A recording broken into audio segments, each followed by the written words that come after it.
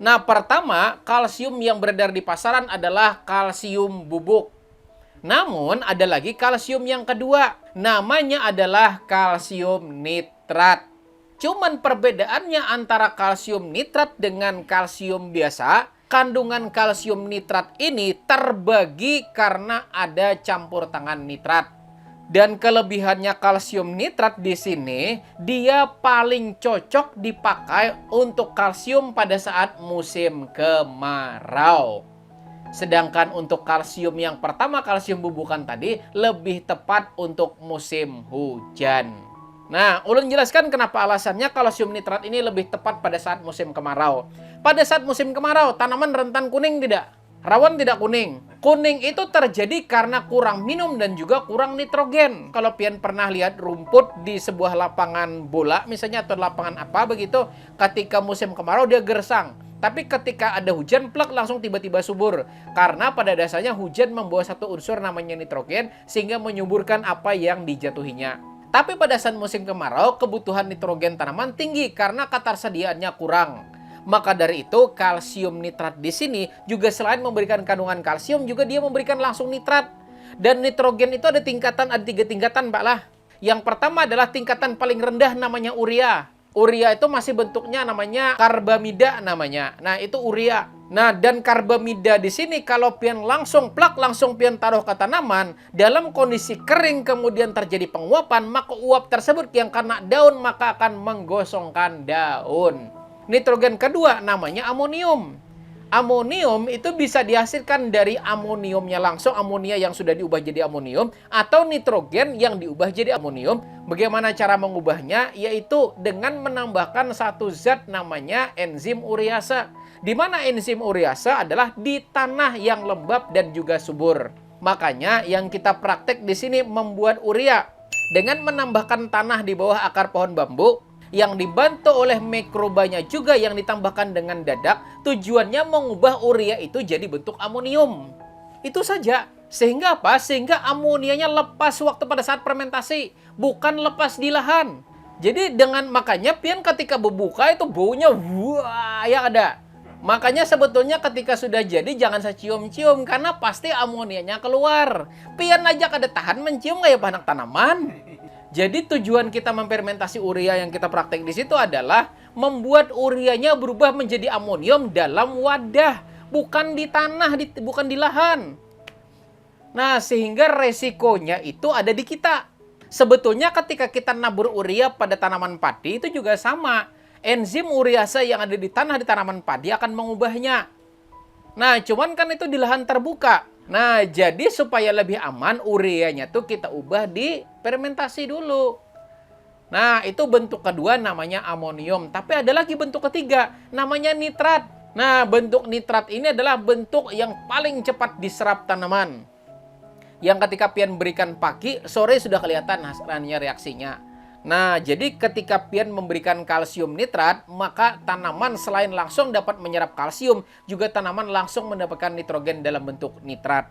Ingatlah, jadi kalsium bubukan itu bagus diaplikasikan sebaiknya pada saat musim hujan.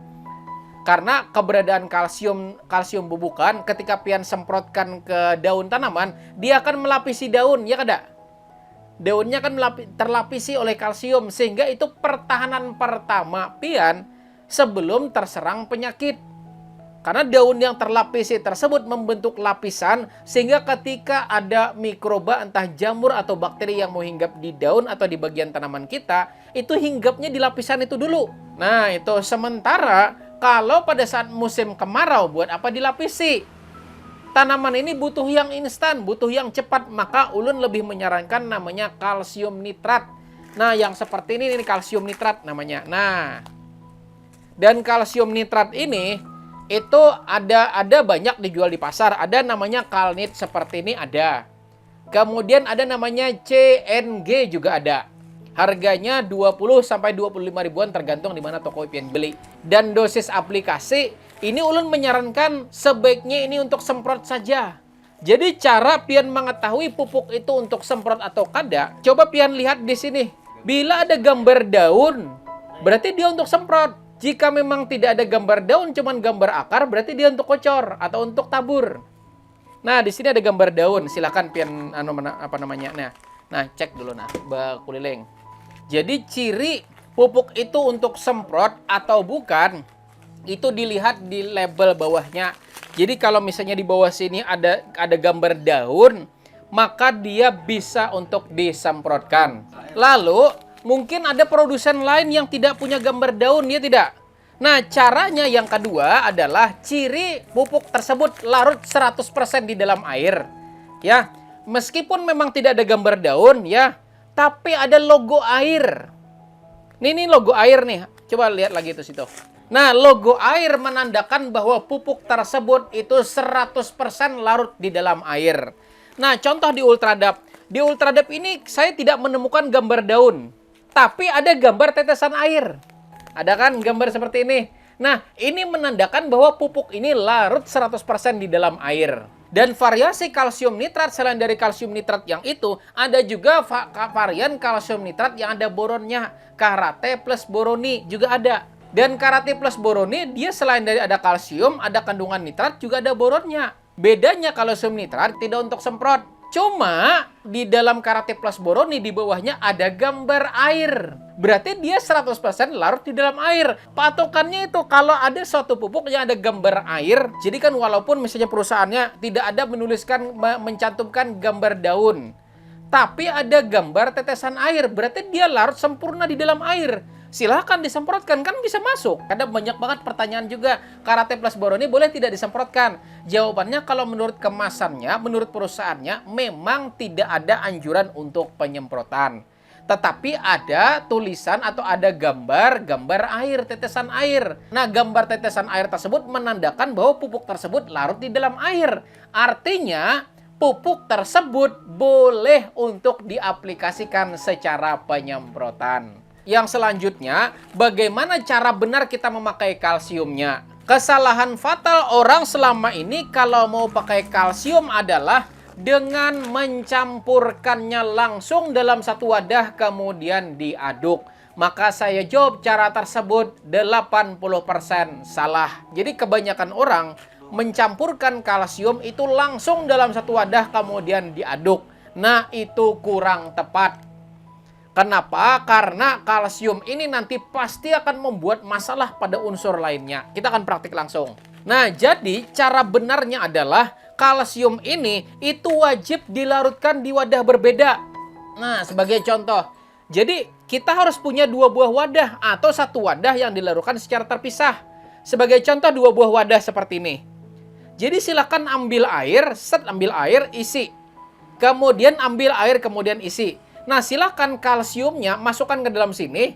Kemudian pupuk lain silakan masukkan dalam sini. Aduk larut, baru silakan pian campurkan.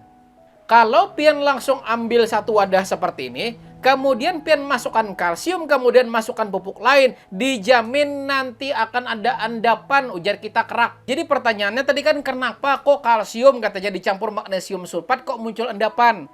Karena begini, yang namanya kalsium, kemudian ketemu namanya magnesium sulfat atau Mag-S seperti ini ya tidak? Mag-S ini kandungannya adalah magnesium sulfat. Nah, sulfat itu ketika ketemu kalsium, maka kalsium nanti akan kawin dengan sulfat. Membentuk.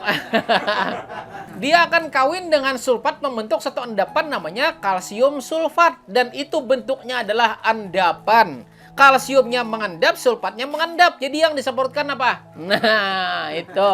Nah, jadi ingatlah, ketika kalsium seperti ini, kalsium seperti ini, ketika ketemu dengan sulfat, maka dia akan membentuk namanya kalsium sulfat. Ketika dia ketemu dengan fosfat, amonium fosfat, maka dia akan membentuk namanya endapan kalsium fosfat. Maka hati-hati. Nah, jadi idealnya adalah kalau kita mau melarutkan, sebaiknya jangan satu wadah seperti ini, tapi wadahnya harus berbeda. Jadi silakan ambil air, ambil air, isi. Kemudian ambil air, kemudian isi. Nah, silakan kalsiumnya masukkan ke dalam sini. Kemudian pupuk lain silakan masukkan dalam sini. Aduk larut, baru silakan pian campurkan. Cuman yang paling aman adalah kita harus bisa memperlakukan sebagaimana pasangannya. Jadi yang namanya kalsium nitrat, kemudian kalsium bubukan yang mesnya tinggi, sebaiknya bukan dicampur yang ada kandungan sulfatnya dan juga kandungan fosfatnya. Jadi, yang paling aman kalau kita mau mengaplikasikan kalsium, baik kalsium bubukan maupun kalsium nitrat seperti ini, temannya bukan yang ada kandungan fosfat dan juga sulfatnya, tapi yang ada kandungan kaliumnya. Baik seperti ini kah? Ini namanya kalium nitrat merah, KNO3 merah, atau kalium nitrat putih. Yang di sini, Anda mau sebanyak apapun larutan, tidak akan pernah bersatu. Makanya saya bilang dari awal, yang namanya kalsium itu harus diperlakukan berbeda. Karena pertama dulu kan dia jangan langsung dicampur dalam satu wadah, itu harus wadah berbeda. Maka perlakukan dia sebagaimana yang bukan pasangannya. Jadi yang paling cocok ya, yang bukan pasangan kalsium, yang tidak akan pernah bersatu dengan kalsium, namanya adalah kalium. Nah, jadi kalium nitrat merah seperti ini ketemu dengan kalsium boleh, tidak akan pernah menyatu. Nah, kemudian kalium nitrat putih tidak akan pernah menyatu juga. Tapi dengan MKP itu monokalium fosfatnya lagi yang nggak bisa. Lalu kalau kalium sulfat bagaimana? Ini kan contoh SOP, ini kalium sulfat juga nggak bisa lagi. Kenapa? Karena kalium sulfat, ada sulfatnya. Nah, jadi cara amannya adalah kalau memang ternyata pian menemukan di lahan ternyata ada pengendapan, maka pasangkan yang memang seharusnya menggunakan kalium nitrat merah atau menggunakan kalium nitrat putih yang seperti ini. Nah, jadi Bapak-bapak semuanya, intinya di sini materi kita hari ini adalah bagaimana cara kita memperlakukan kalsium supaya kalsiumnya terserap tanaman, kemudian unsur lainnya juga terserap tanaman. Jadi pian bisa menentukan strategi. Oh, pemupukan kalsium nitrat, oh pemupukan pupuk magnesium sulfat harus dibedakan. Nah, jadi pahamnya di sana supaya nanti pian menemukan strategi yang tepat dalam perlakuan pada tanaman. Nah, perbedaan antara K2O dengan KNO3, ya tidak? KNO3 merupakan singkatan dari kalium dan NO3 atau nitrat. Kalium nitrat. Sementara K2O adalah kalium oksida. Nah, potasium oksida. Nih contohnya. Jadi kalium ini ion yang diserap tanaman, tapi ketika ketemu dengan nitrat namanya bukan K2O lagi. KNO3N nitrogen, kan begitu. Pertanyaan lagi, ini namanya kalium sulfat, isinya K2O dan S. Tapi namanya di sini kan K2O dan S. Kalau secara rumus kimia ini namanya K2SO4, kalium sulfat. Tapi di sini tertulis K2O dan S. Tapi kalau rumusnya ini K2SO4. Kalau digabung, kalau ini kandungannya N. Kemudian kaliumnya K2O. Nah, intinya sama-sama diserap tanaman.